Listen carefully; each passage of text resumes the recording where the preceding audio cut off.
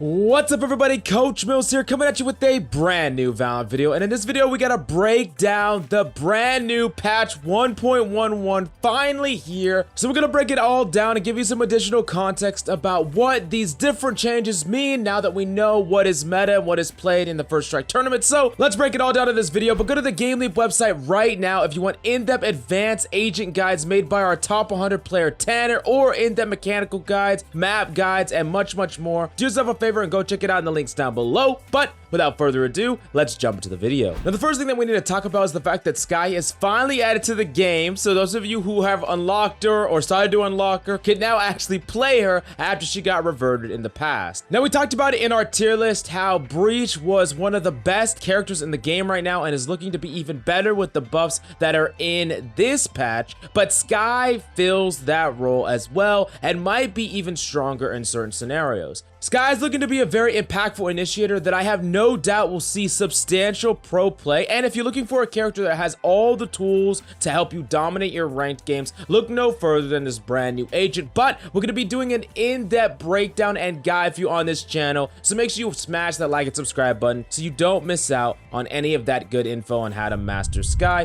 But let's move on to the next big thing about this new patch, with Icebox finally entering the competitive queue. And for those of you at this point who haven't played Icebox all that much, you need to start playing it soon or you're gonna be absolutely lost on Icebox. The map is really dynamic, and honestly, without substantial pro play, the exact way that it's gonna be played is gonna be changing day to day. That being said, just getting accustomed to the map and something like free-for-all will give you a huge leg up in competitive, and you don't want to just get dropped in competitive only playing Icebox a couple of times. You'll be absolutely lost, and hopefully this patch is stable so that we get to play substantial amounts of time in Icebox. But honestly, anything that lets me play Ascent less than I already do, because I absolutely hate that map. But let me know what map you hate in the comments down below. Now moving on to the agent changes that we wanted to talk about, and we wanted to cross-reference them with the pick rates of the characters in the First Strike Pro tournament, so you get a better idea of how impactful these changes actually are. First off, we got to talk about Breach,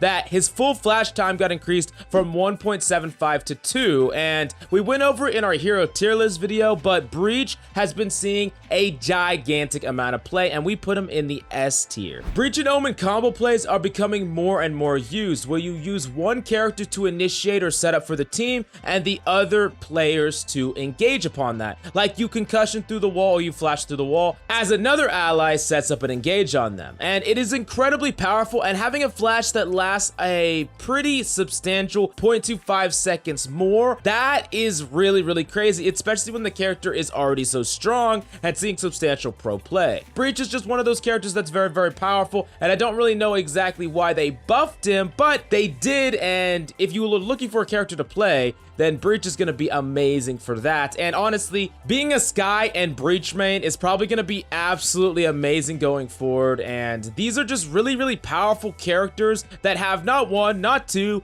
but 3 damn flashes. Come on, Riot. Do we want to live in a world where we're permanently blind? For all the blind people watching this, I'm sorry if I offended you. Anyways, moving on to the next characters that we got to break down. We got to break down the Sentinel changes. And the first one we got to talk about is Cypher, who Cypher notably dropped off in pick rate in the First Strike tournament. He didn't see as much play, and these nerfs are actually pretty substantial. The first one is his trap wire gets disabled and revealed upon death. Now, this is pretty important. Cypher's just gonna have to play so safe now, because he has these trips on an anti-flank, for example, and he dies. All of a sudden, an enemy could just flank very easily, and enemies will know when a Cypher's dead, and they'll know when they don't have to play around it. Or a Cypher plays too aggressively lurking and dies, and his trap wire gets disabled, that can just leave a giant gaping hole in your defenses, and it just forces Cypher to play very passively, which is not really something that I can agree with as a fundamental playstyle, but I understand it from a power level perspective. Now, the next change to Cypher is that spy cam gets disabled and revealed upon death, which is just, the disabled part doesn't really matter, but the revealed part is important,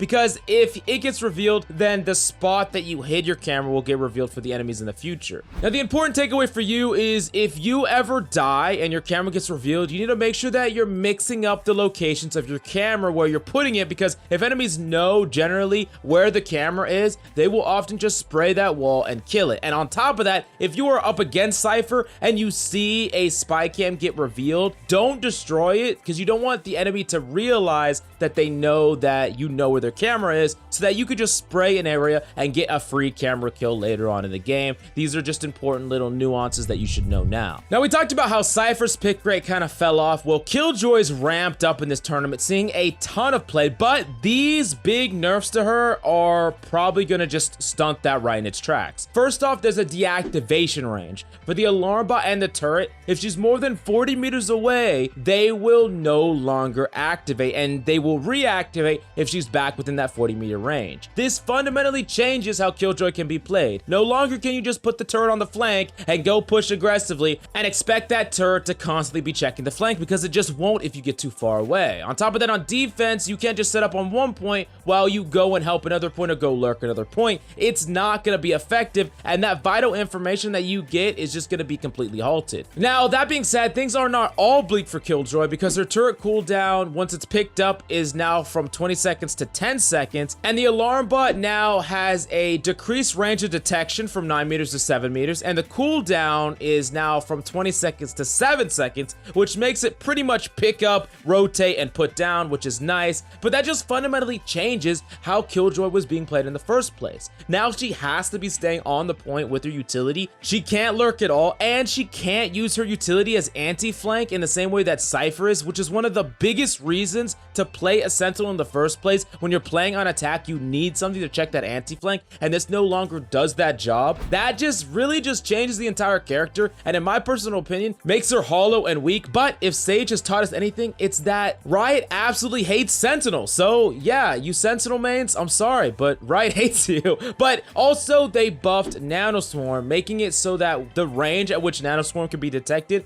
is decreased from 5 meters to 3.5 meters, which is a pretty big deal, honestly. This is around back before when they made it easier to detect, because people were dying to Nanoswarm all over the place when Killjoy first came out and everyone thought she was broken. The damage got increased from 40 per second to 45 per second, and the damage now ticks smoother. But all in all, Killjoy is just a very different agent than she was before. She's much more of a push to a point and set up these turrets as they execute a point, or you hold the same point all game on defense, and then you pick up all your stuff and you take it with you and you go put it down on the other side of the map when you're trying to re-engage, so you can't get like soft flank. For example, let's say you're playing something like Haven and you have all your stuff set up on A, but the enemy is actually pushing C. You pick up all your stuff, you go all the way just outside a garage near your spawn, and you put your turret there, then you push onto site. That way no one can flank you from garage, and that's like one power level of the ability, and you can also use it to check angles aggressively if you want to. You can like check logs and things like that. But the power level is dynamically changed, and I really understand that they wanted to hurt the defensive nature of these agents, but honestly, you built their kit with defense in mind in the first place, and now you're just gonna tweak some numbers. I would much rather see some reworks personally, but definitely let me know what you think about all these changes in the comments down below. Now quickly, we're gonna cover these updates to economy. Attackers who lose but survive the entire round without planting the spike receive a reduced number of credits at 1,000. Defenders who lose but survive the entire round after the spike has detonated also receive reduced credits, 1,000. Dying to the spike no longer count as death in KDA statistics, and additional economic information will be added as a tooltip when hovering over the exclamation mark next to min next round in the shop. Now essentially what this is designed to create is more clutch scenarios. They want attackers to really go in and try to plant that spike and not just save when they have like 2 people picked off and they're like, oh, we're not gonna go in, we're just gonna save our weapons. Well, there's a cost for playing that way. And on top of that, defenders who survive the entire round after the spike has detonated also received the reduced credits. So a lot of times it's actually going to be more beneficial for you to go in and at least try. It's just more incentives to be more proactive at either planting, making a play, trying to clutch the round, or trying to defuse instead of saving, because they just saw that too many rounds were players just saving when they just had slight disadvantages. And I really think that they implemented this change for the First Strike tournament. But as a general rule of thumb, you're just gonna be heavily dissuaded from saving nearly as much, unless of course you're rocking something like an op that of course you should save, but every scenario is gonna be different. And we're gonna break this all down in an advanced economic guide going forward that really clarifies all these rules and different things that you should take from it. Now last up, for those of you who've been wanting to try it out but haven't got the chance, the left-hander mode is now re-enabled. So those of you who want to try it, you can definitely go find it in the general settings now. And just so you know, the Reaver skin won't be in the shop today, at least it probably won't. However, it will be in the shop tomorrow, so look out for it then, and if you already bought it, it will be available then. But I hope this caught you up on all the news involving patch 1.11. GameLeap.com is your one-stop shop if you want to master any agent, you want in-depth map guides, weapon guides, and much, much more. Do yourself a favor and go check it out in the links down below. But thanks so much for coming by. That's all we got for you today. I'm Coach Mills, and until next time,